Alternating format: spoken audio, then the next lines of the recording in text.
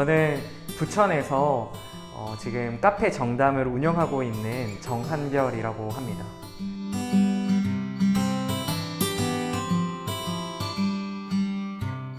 2019년 9월에 카페를 오픈하게 되었고요. 함께 살아가는 이야기, 또 우리 안에 얼굴 섞인 그 삶의 이야기들을 나눌 수 있는 공간이었으면 좋겠다는 바람을 가지고 이 카페를 시작하게 되었습니다.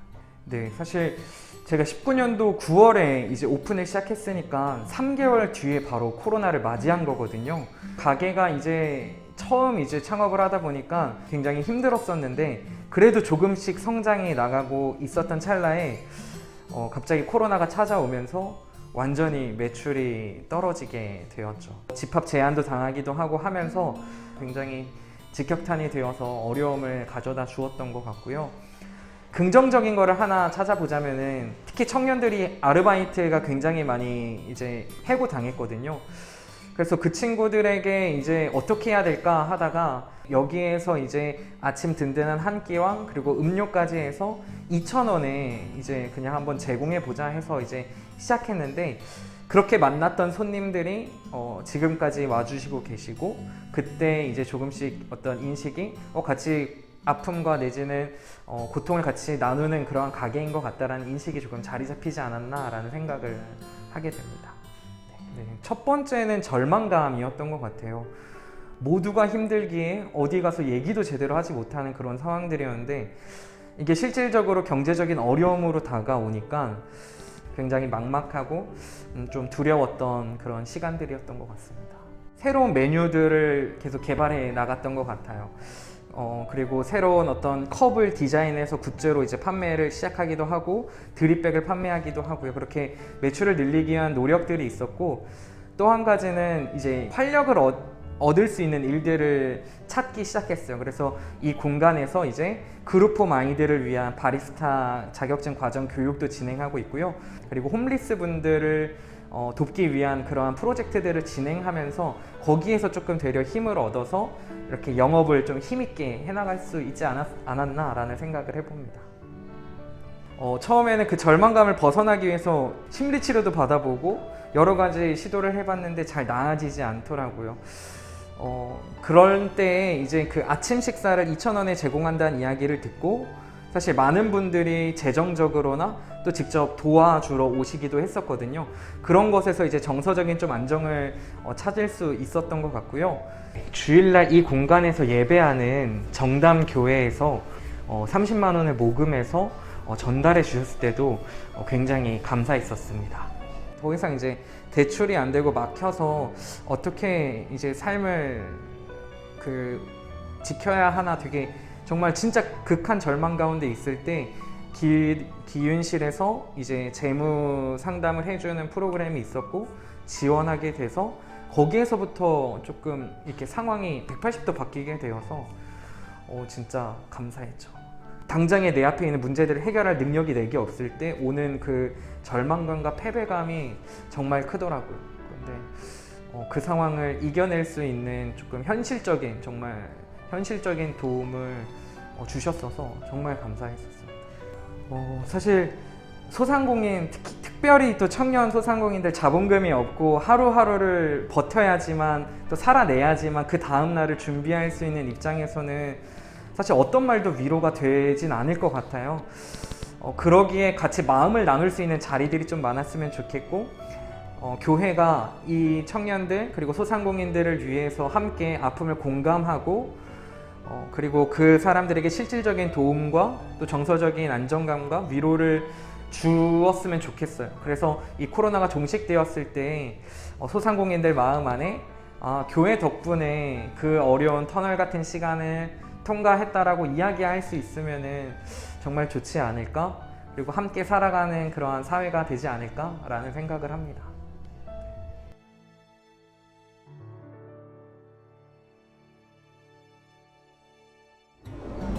안녕하세요. 아시아나 KO 지부장 김계월입니다.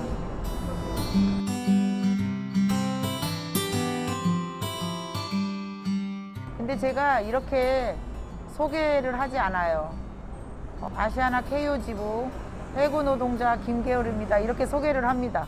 우리가 지난해 코로나19로 무기한 무급휴직에 동의서를 쓰지 않았어요. 그랬더니 회사가 동의서를 작성하지 않았다고 해서 저희들을 정리해고 시킨 거죠.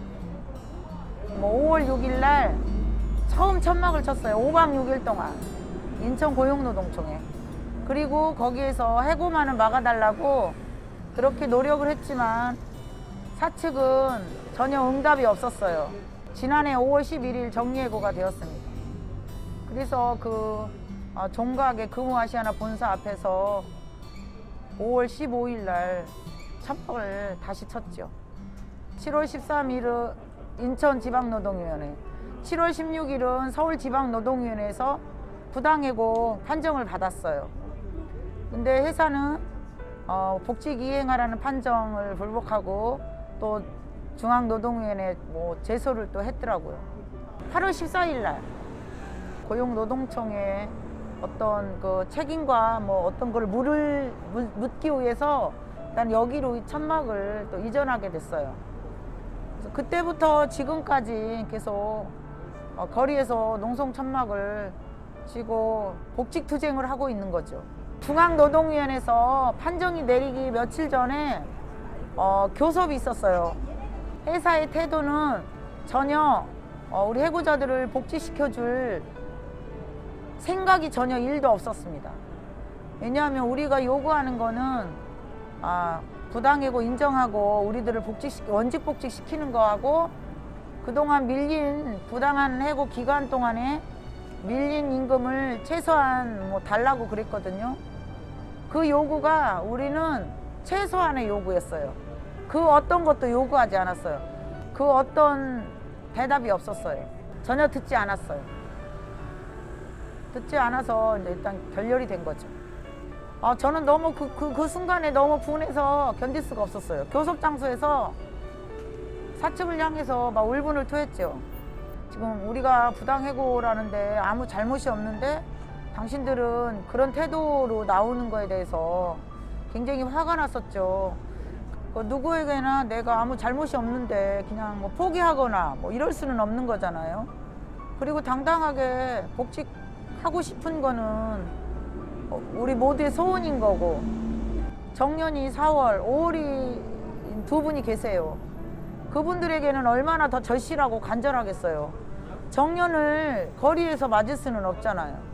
오직하면 곡기를 끊고 이 단식을 하게 됐을까. 이 목숨을 걸고 이 투쟁을 하는 거잖아요. 오죽하면 이런 선택을 하겠어요. 노동자라고 해서 가장 낮은 데서 일한다고 해서 우리를 무시하는 거 정말 참을 수 없는 거지. 공권력에 의해서 어제 강제로 연행돼 가는 그 모습도 뭔가 좀 해결을 해달라고 노동청장을 면담하는 게, 우리가 1년 여기 거리에 있으니 너무 답답하니까 해답을 가져올 때까지 여기 있겠다고 했더니 하루도 안 돼가지고 공권력이 투입해가지고 그렇게 잔인하게 그렇게 진짜 너무 기가 막혀서 진짜 아주 분노스러워 죽겠어요. 사람 노동이 존중받아야 된다고, 아니 노동자를 이렇게 홀대하고 왜 우리 가난한 하청 비정규직 노동자들은 1년여 동안 여기 거리에다가 이렇게 방치를 하냐는 거예요. 어떻게 보면 노동조합을 통해서 우리가 이렇게 여기 순간까지 온 거는 우리 개인적인 것도 있지만 우리 항공산업에 코로나19로 인하여 해고 사업장이 KO라고 1호 사업장이라고 그렇게 말을 하잖아요. 또 다른 누군가의 사업장 노동자들이 우리가 이렇게 끝까지 싸워서 승리한다면 또 다른 노동자에게 힘이 되고 희망이 될 수도 있겠다, 이런 생각도 좀 해봤어요.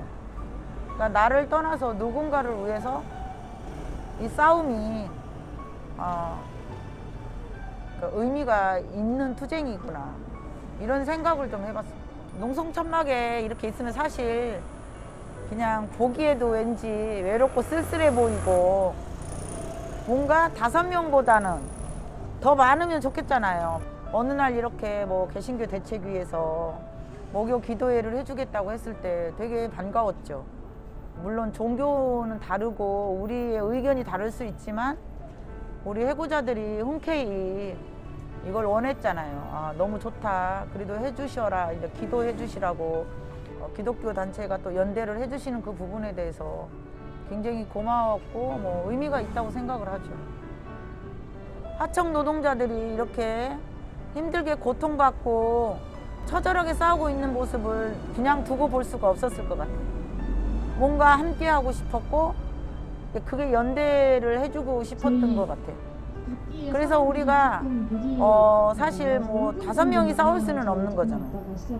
그래서 함께 연대해 주심으로써 우리가 힘들고 지칠 때 그래도 뭔가 마음이라도 붙들고 싶고 기도를 통해서라도 뭐 우리가 마음의 때에 따라서는 그런 위로를 받을 수 있는 그런 역할들을 그래도 종교인들은 해주셔서 너무 감사하고, 물론 시민들도 그 KO에 대해서 왜 이렇게 부당하게 해고돼서 왜 이렇게 투쟁을 하고 있는지 좀 관심을 가졌으면 좋겠죠. 그 많은 관심을 가져야만이 이게 또 빨리 해결이 될 거라 이런 생각도 들어요.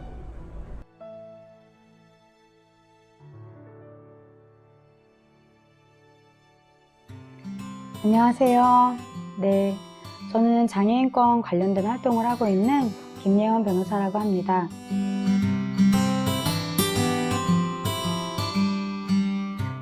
모두 각자 계신 곳에서 코로나를 나름대로 이겨나가고 계실 텐데요. 어떤 일이 있었나 한번 돌아보고 싶어요.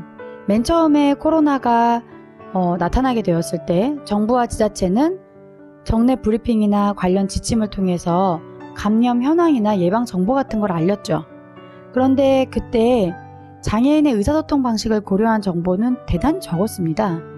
수어도 처음부터 도입이 되었다기보다는 이후에 여러 가지 우여곡절을 겪고 들어오기도 했고, 자막이나 여러 전문 용어들이 발달장애인이 이해하기 참 어려운 말들이 많았죠. 우리가 코호트 격리에 대해서 얘기를 하지 않을 수가 없는데요. 우리나라에는 지금 장애인 거주시설이 한 1,400개 정도 되거든요. 좀 넘어요. 30인 이상의 대형 시설에 사시는 분들이 19,000명이 넘거든요. 이분들을 예방적인 차원이라며 코호트 격리를 하게 되면 어떤 상황에 처해질까요? 예, 짐작하시는 대로 굉장히 감염병에 취약할 수밖에 없는 구조이죠. 그리고 자가격리 얘기도 빼놓을 수가 없는데요. 일상적인 지원이 필요한 장애인이나 24시간 밀착 지원이 필요한 장애인들이 있습니다. 어떤 중증 장애인은요, 왼팔만 움직이실 수 있었거든요. 근데 이분이 생쌀, 라면, 배추 이런 걸 받았어요. 그런데 조리를 할 수가 없잖아요. 예, 불을 이용하고 이런 걸 불가능하기 때문에 식사를 하루 한 끼만 하시고 즉석밥과 3분 카레만 전자레인지에 데워 드십니다. 씻는 것도 어려웠고요. 이렇게 방역이나 생활에 필요한 물품 지원에 대해서도 장애를 고려한 대책이 실질적으로 이루어지지 않았다라는 현실이었고요. 또 선별 진료소는 어떤가요? 일단 선별 진료소까지 가기까지가 굉장히 접근성이 어렵죠. 예, 장애인 콜택시가 자주 오지 않고, 또 거기에 가면 여러 턱이 있고, 설상가상으로 확진 장애인이 발생했을 때 돌봄이 사실상 사회적으로 멈춰 있었기 때문에 구체적인 지원 체계가 없어서 가족들이 이 모든 고통을 책임질 수밖에 없었던 그런 상황도 있었습니다. 여기까지 들으시면 이 장애인이 코로나라는 감염병 재난에서 대단히 무능하고 무기력하고 나약하기만 한 존재처럼 느껴지실 텐데 그렇지 않습니다. 그쵸? 사회에서 이분들을 나약하게 만들었다라고 보여지고요. 저는 그래서 이런 감염병 재난 속에서 여러 사회적 소수성을 가지고 어려움에 가지고 있으신 분들, 이분들을 아래에서 위로 떠올리는 구조를 만들어야 된다고 생각해요. 그러니까 뭐 알아서 막 빠릿빠릿하게 잘 이렇게 살아가실 수 있는 이런 위에서 막 이렇게 헤엄치시는 이런 분들만 이렇게 떠가는 구조가 아니라 아래에서부터 이렇게 올려서 같이 가는 구조가 돼야 되지 않을까라는 생각이 들었습니다. 안녕하세요. 저는 난민 등 외국인들을 옹호하는 단체에서 일을 하고 있어서 제가 알고 있는 코로나 상황에서 외국인들이 겪고 있는 어려움에 대해서 말씀드리겠습니다.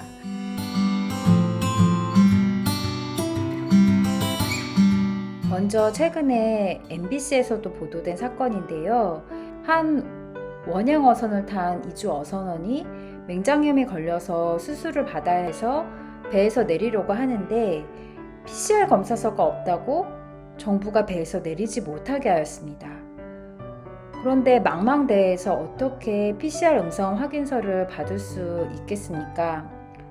그러나 한국 정부는 아무런 해결 방안을 내놓지 않고 무작정 PCR 검사서만 요구했습니다. 결국 이 이주 어선원은 일본에서 검사원이 보트를 타고 배 위로 검사를 하러 와줘서 PCR 음성 확인서를 받을 수 있었고, 그제서야 한국에 와서 입국을 할 수 있었던 사례가 있었습니다. 일본이 가능한 일이 왜 한국에서는 불가능했던 것인지 이해가 안 된 사건이었습니다. 이와 같이 외국인에 대한 행정청의 배려 없는 사례는 또 있었는데요.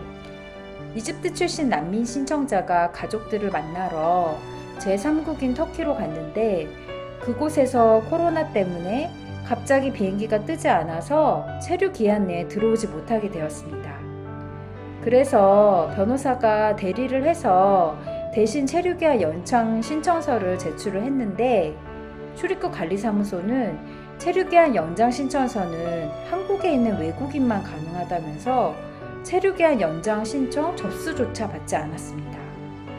그래서 난민 신청자 잘못이 아니라 비행기가 뜨지 않았기 때문에 그런 것인데 어떻게 하냐고 그렇게 물었더니 그러길래 왜 나갔냐고 출국한 것이 잘못이라는 식으로 이야기를 하였습니다.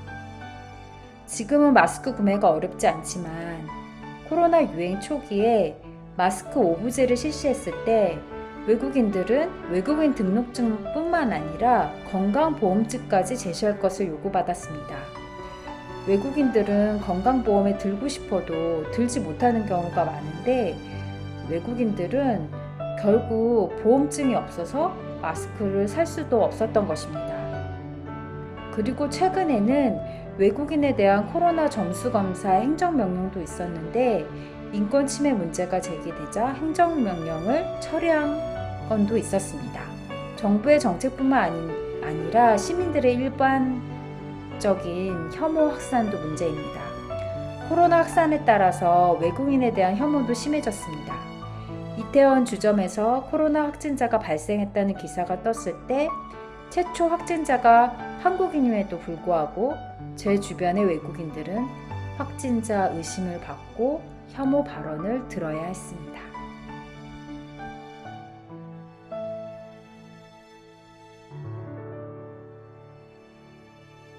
네, 저는 캄보디아 온 사람 비지입니다. 한국에 온 지 8년 되었습니다. 저는 캄보디아 사람입니다. 네.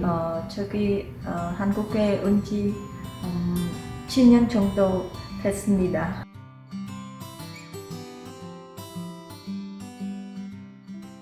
네, 한국에 전에 와서 한국 거를 모르고 한국 문화도 몰랐어요. 그래서 한국 생활 너무 힘들었어요. 네, 어려운 적이 있어요. 네, 처음에 와서 한국말 너무 잘 안 들었어요. 일하면서 한국 발음말도 안 맞아서 이렇게 좀 어려워요. 의사소 너무 힘들어요. 찹쌀대우 많아요. 한국 사람은 주말에 일 안 해요. 네, 외국인은 해요. 일 안 하고 그 사람도 그냥 해요. 어쩔 수 없어요. 12시간 일해요, 하루는. 점심시간 1시간, 저녁 30분 있어요. 저는 밖에 나가면 안 돼요. 코로나 계속 조심해요. 그러면 어려워요. 또 한국어 수업을 다 끝났어요. 이렇게 지금 한국어를 공부 안 해요. 네. 남편도 못 만나러 갈 수 있어요. 스트레스 많아요. 스트레스 많아요. 네. 그래서 저희는 없는데 그냥 생활 있어요.